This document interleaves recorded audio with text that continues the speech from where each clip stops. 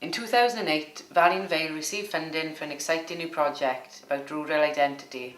We called it Top of the Mountain, and I was given the role of coordinating the project.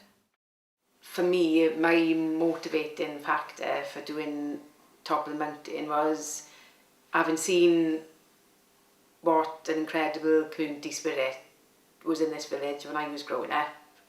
I just wanted to see that return again. They were fantastic. We have marvellous cameras. Well, you can see by the photos, everybody joined See by in. the photos. Everybody joined in. Every street organised their own street parties. They decorated their streets up.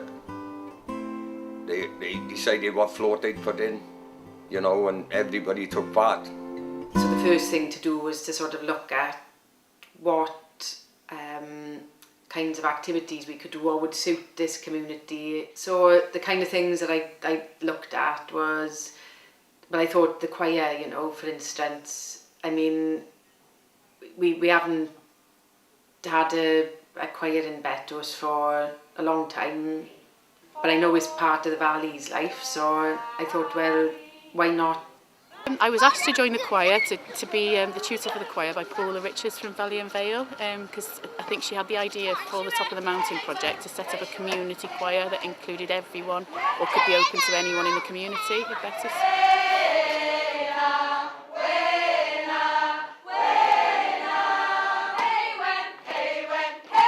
Oh, I've loved it. It's been absolutely lovely, and it's been amazing that it's worked, because we do have young children, we have teenagers, we have old age pensioners, we have men, we have women, boys, girls, people who play instruments, and it's just worked so nicely. The choir, they're quite ambitious. We've done some quite amazing performances. We've performed at the Zenith on St David's Day, which was absolutely amazing. We've performed at the Pierhead building. We've also performed at the Gate Theatre in Cardiff. One of the aims of the Top of the Mountain project was to celebrate the rural identity of Betws. Local textile artist Alison Muja was asked to work with local people and create a patchwork of Betws, a wonderful piece of art depicting the memories and identity of the village. Well, all the ideas came from the people who were actually helping me make the quilt, and the children. The children came, I asked them what they thought was beautiful about Betws, and they came up with the butterflies and the bees and the birds and flowers, the things that they see every day, the things to do with the carnivals, and just family and communities and friendship.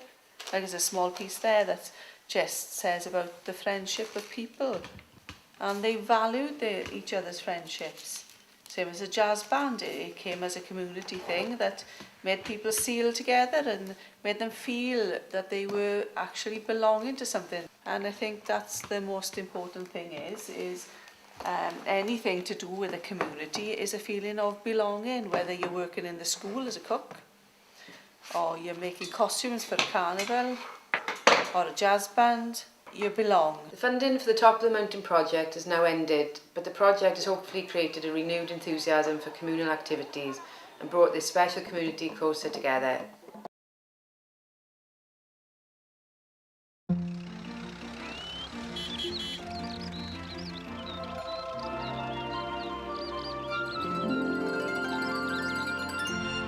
I've never wanted a pub, but I've always wanted the Prince of Wales. Well, it's a very unique and special place. It means something to everybody. Where we're situated, there's no houses or no chimney pots, but people will flock from miles and miles around because it's got a special order and a special attraction. We were already sourcing as much local produce as possible because that's the way I like to run the business. I like to help and support all local businesses, and Reach came in and just give us direction really on the best possible ways of getting the best out of what we were doing. One of the suggestions which we overlooked all the time was the importance of the menu, and setting out on the menu that things were local, naming the local farms where we got our cream from. I think it is important that people know what they eat, and I think people are more aware of that. And you know where everything comes from, because it's all locally sourced. Yes, it is, yeah. You can buy beef from Argentina or from South Africa, but it's much more nicer if you know that the beef has been reared and brought up just 10-15 miles away from where you're eating it. Today I've ordered the Kenfig chicken, which I order most when I'm here. We came up with this dish and we really wanted to give it a local name, so we called it Kenfig chicken, and it's very, very, very popular. We at least once a week, probably twice a week. So why is that? Why is it important to you? Well, the food is so good, And it's good value for money.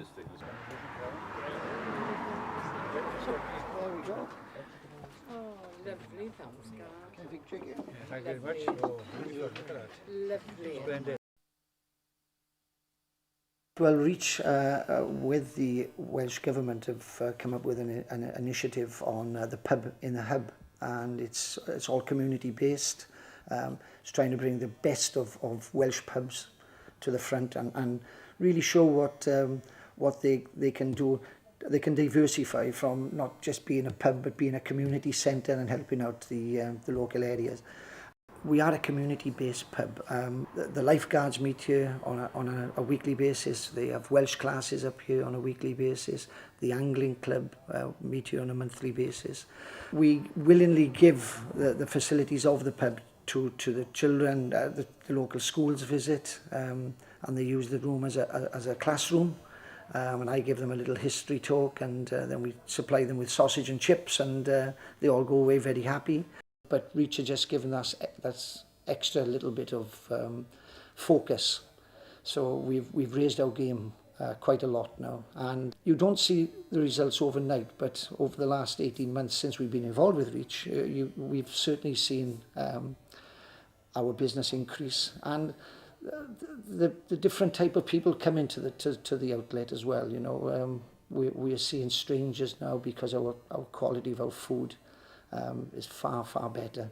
So yes, no, I think it's certainly been a good journey with Reach, and you know, I think we've still got a bit to go, but we're getting there.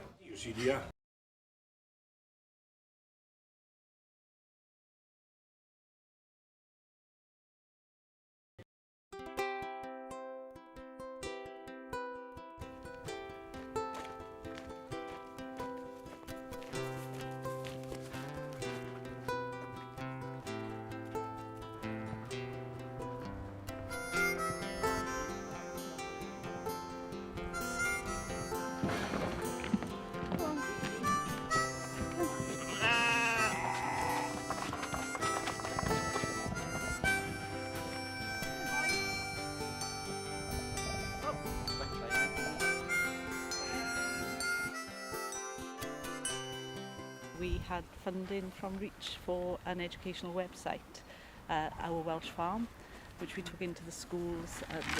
We had webcams running so that people could see the farm 24/7.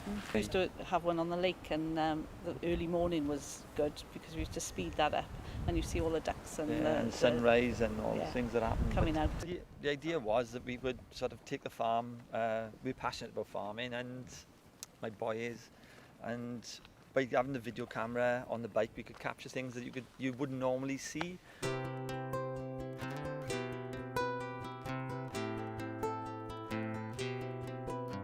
We built up a diary then, and a little bit of video, just a short, sharp video on each month, just to show what we did on the farm, the sheep farmer's life then, really. With all Bridgend schools, we have had in the past a French school come over with the FUW, and they use our website as a resource over there, and they visit every year with different students. When I visited the schools, they've always had I used to take in the pet lambs when they were smaller. They'd name the lamb and we'd send them a certificate to say that they've been here. We've done food miles with them. They've done food miles on their own favourite dinners. And they tend to cover a topic, and there's enough information in the website. Once they get into the back pages, they have a password that you know, whatever they need to know or find out is there. You know, there's a lot of information there. Yeah. They send us photos and drawings and collages all the time sort of thing.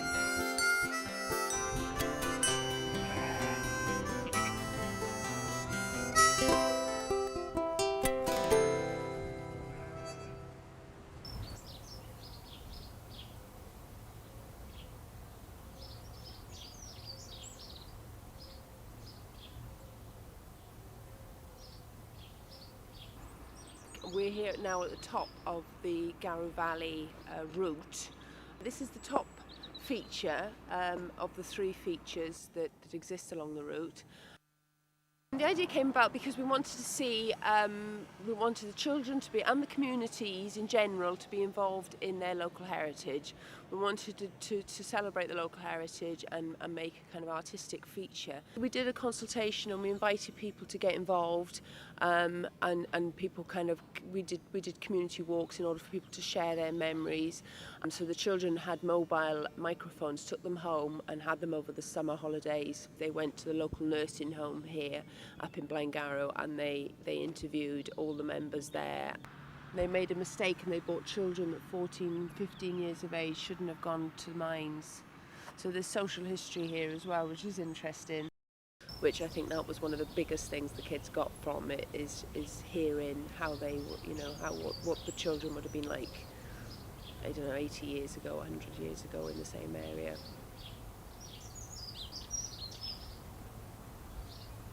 We're over in Pontrill now, in the middle entrance feature. It's memorable when you're travelling around the Garrow Valley. You'll see different features, so it's become a very unique kind of Garrow Valley style. Children, everyone seems to like it, and what keeps coming up is that these are like jagged teeth, or they could be kind of similar of a dragon or a dinosaur. So it's like kind of got that rough kind of ancient Welsh Jurassic esque about it that seems to be quite fun and quite lively anyway. The children seem to say that it's like the dinosaurs, or it's like the dragon. So I think it's lovely. I think so. I think it keeps it alive anyway, doesn't it? And then of course this metal, this was steel. It's always going to just look older and older. That was the idea, was that it would age, and the idea the artist had was that it was a seam that was running throughout the mountain, like a coal seam, and this is why hence it kind of pops up and down along the features, and these features generally they crop up and down throughout this route. When we were kids, and we used to go to Pandy then on the top of the bridge by there and wait for the train to go past and run over the other side. It's a modern form of interpretation that allows community members, everyone, and visitors and people that may come here for the first time ever, that suddenly there's something to be proud of, and there's something important, and there's something historic, and it's also very, very beautifully crafted by the community artists that worked and inspired the statue, the features.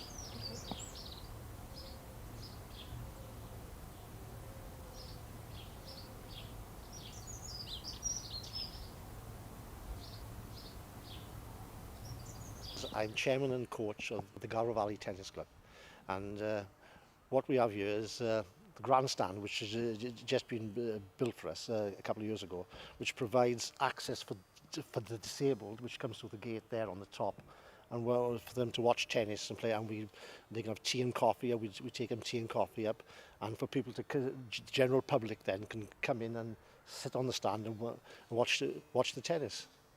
You know, we had support from Groundworks from Agen. They were great. They did it all. They advised us what we could have there. They were fantastic.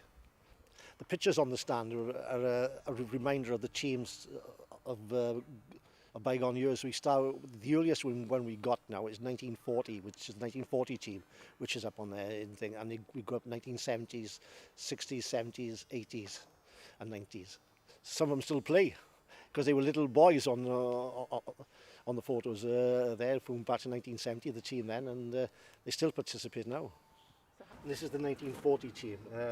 It's the oldest photo we've got so far, but the men are in trousers, long trousers, and the ladies are in long skirts. Yeah. And the old wooden. Look at the size of the racket heads. And the old wooden. Tiny, the old wooden rackets they got. Yeah.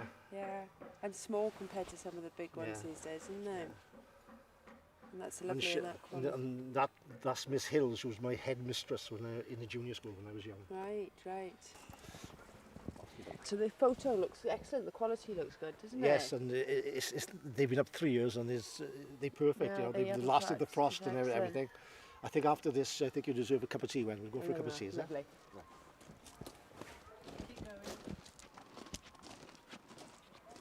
And we've been going 87 years. Sorry, 92 years now. We get a lot of people just coming out to watch where there was nowhere for them to sit before. Up there you get a fantastic view of the courts and the matches, and you got the view of the area. People come just to look at the view of the valley. It's looking. It's nice to see that this project's come in useful, really, and it's been worthwhile. It has. They sat here watching the tennis, a cold drink or a cup of tea, a cup of coffee, and the sandwich. I imagine it's really lovely. Yeah. I mean, it's just a nice relaxing, way to, isn't it? Yeah, to spend a Sunday afternoon. And having a bit of entertainment with the tennis. That's it.